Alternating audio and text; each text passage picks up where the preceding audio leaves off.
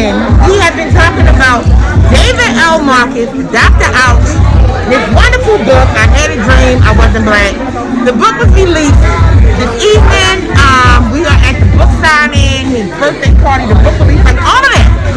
David, tell us about this book. This book right here is dear to me because getting frustrated over race relations, getting frustrated. George Floyd was like the peak to me, where it was like, okay, enough is enough. But how we being treated, and I'm like, I'm an artist, so I'm like, okay, I'm tired of, I'm marching and all that is cool. Everything we do to progress is cool. But with me using my gift, I wanted to do something to inspire the minds of us, black people. And believe it or not, good-hearted, that's why I say in the book, good-hearted white America to recognize the system of racism and combat it with everything I put in this book. So I created this fictional story. But this fictional story is so thought-provoking and I don't want to give it away, but you will leave with a wow factor and say you never read nothing like this before and want to change after reading this book, after the story of fiction. And this was just brought up because of the George Foreman stuff, the George Floyd stuff, was this a combination of just the race relation in the kitchen, exactly. Everything that has happened. It's a combination of everything. You know what I mean? Like, I've written things before, this is a combination of everything, and I just put it all in this book. Everything in this book I talk about, from hustling to being locked up to different things. I want people that are in these situations to read this book to inspire them to go on a different path. That's why I wrote this book. So even though, again, I don't want to give too much of it away, but every person of color needs to read. Right. I'm sorry, because I speak from I speak from a perspective that nobody has ever spoken from before. I put myself in different shoes and share the secrets of what I learned on the journey and in this country. Thank you, brother. In the middle of the interview, I get more money. All right. What's involved? I gotta get you another one, too. No, this is not. Look how you put it in the washing machine. Because I've been drinking now. I'm still gonna read it. I'm still gonna read it. Who else was involved in? Shout out to Gary. Gary made the cover. Gary put the cover out to life. Be More Russ. These shirts, my shirts I wear in the videos and in the book cover. Shout out to Be More Russ. Marva. Shout out to Marva that did my makeup for the cover. I hit her and I said, yo, I need you to turn me into a white man. And she was like, what? And she was like, and she was like, yo, I'm glad you pushing me. I'm gonna do it. And shout out to Carls and Coils who did my editing for my last two books, but they did the editing for this book. I had a dream. Ain't nobody called Poet. Ain't nobody called Poet. So I got a question.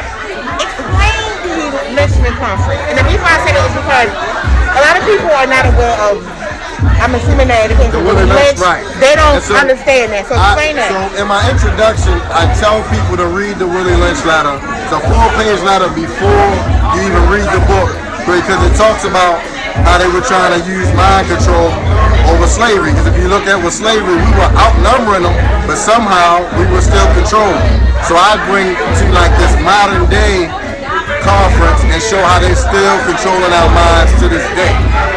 And that's what this book is about. Yeah, I talk about my experience at the Lynchman conference. So how can folks find the book? How can they purchase the book? They can find the book.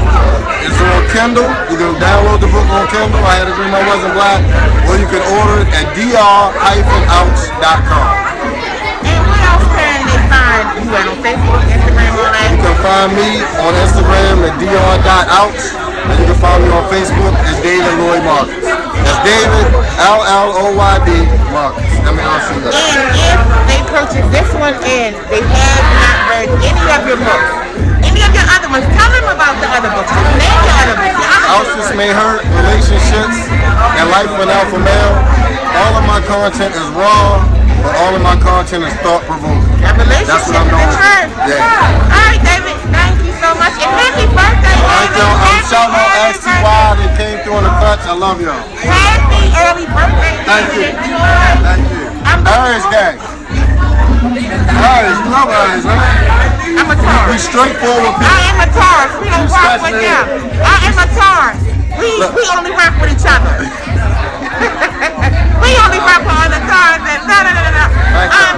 We gotta get you on XY. So you already know we gotta talk about that. So you know I'm gonna read it. Read it and then let's talk about it. You know I'm gonna read it. This is a random page. I'm gonna read it, and we're gonna book David, and we're gonna talk about this. And I'm excited. I think that's it. Thank you, David. You got to be very proud of it.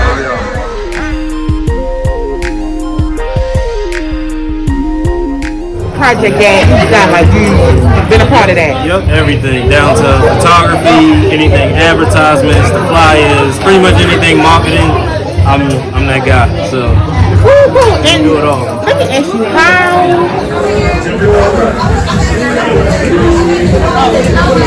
So right now I'm about to get my copy of I Had a Dream I Wasn't Black signed.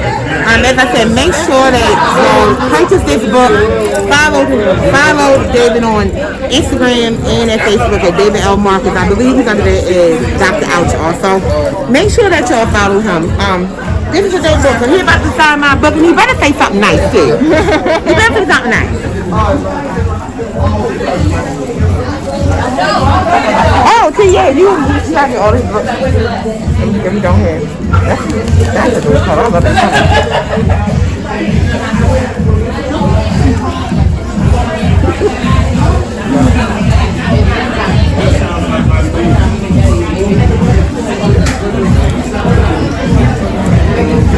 Thank you, baby.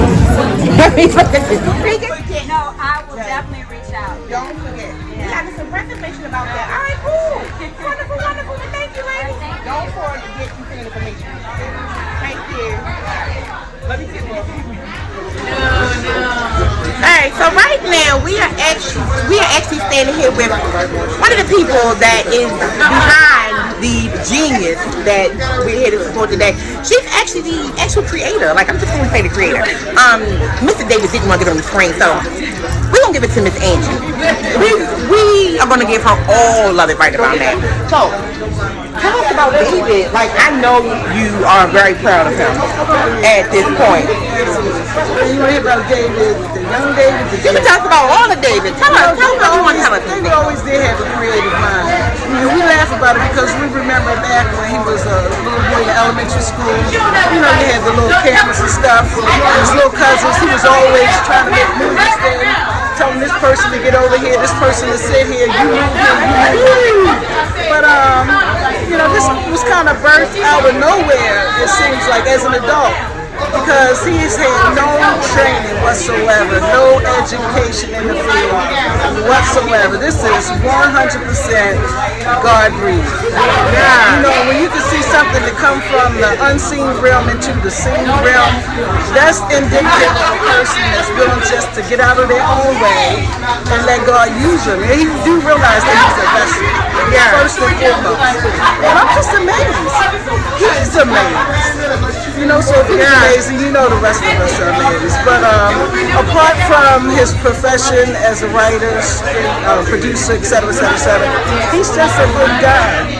He's a warm-hearted person. He's an extremely caring person. He's a doting person, and he's a really easygoing guy. That's why you see a lot of friends around. He's the same always. He's not the kind of person to go home and hang his face on the nail. The person that you see in public and the person that he presents, that's the same person. Have you read this book yet? No, he didn't allow it. I respect that. Yeah, but he made anybody read it? No. So, do you know what it's entailed of it, or you just want to be a photographer like everybody else? One time he told me he had a drink. And he was kind of bad and stuff. I mean, he's in so many projects. And when he told me he was writing this book, and when I saw that video, I actually had no idea the content. And I like it that way. So I'm going to be independent just like everybody else. I am ready. I'm just trying to think of what I can ask you because you know so much about him. You know more about him than any of us do. Just anything that you want to tell our listeners that they actually can look forward to when reading it, and also for those that have never read any of David's books. Period. All of David's books have a common thread. He's truthful to the point that it hurts. But it hurts good. It hurts with a purpose. He tells you those kind of things that you may not want to sit down and talk about with your girlfriend, with your parents, or anybody else. But he tells you the down and dirty. And he's speaking a lot from personal experience and out of pain. So the things that he learned, that's been agitated by, he's allowed that to become his assignment. And the things that he's writing to you, it's not something that he's trying to sit down and trying to creatively put this sentence together and make this thread come together. His creative process, according to what he tells me, is that to get an idea and then he get at the keyboard and it's just coming out. It's just coming out. In terms of relationships, things that people call failures, we like to call them lessons. We're going to share those lessons and failures with me. And they really, really have helped me. I'm 60, will be 62 this year. Oh, you a fly little mama. Yeah. You a fly little mama. Wait a minute. I've read his first book was Ouch, This May Hurt. I read the book and there's things in there that I was saying, wait a minute, Miss Angie. Wait a minute. Speaking of them books, what did you think about relationships?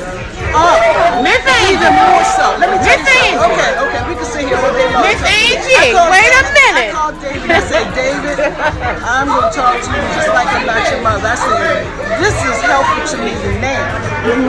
This is helpful to me right now because of things I've done. You can fall into a pattern and a way of being. Society says you should do things this way. It made me go back and rethink some things and why I'm postured a certain way on a certain subject matter when it comes to relationships. I've had some relationships too. So, it's real. And your son pinned it down. And your son pinned it. Yeah, and I knew a lot about what he put in there, but I also found out some things that I was like, oh my God, did that really happen? He said, yes, it did. And I believe him because he's not the kind of person that's Yeah, but relationships has helped me tremendously. Because the way that it helps you is, it's like pulling that Band-Aid off and let that wound heal. And that's what he said. You have a lot of closed wounds. But it was going to hurt, but it really does help you. Yeah. Well, I just want to say that your son is a wonderful writer, a dope producer. I think the first time that she met David, and I think this was probably when she met you, and I was out on maternity leave, so I didn't know anything about walls, about the Walk in My Shoes film, none of that. You know what I mean? I just knew that we were at school. Yeah, and I saw it later, but I didn't see it at the time. And then when I read David's books, I was just floored too, because I really am a reader. So I read his books and I was like, this is really good work.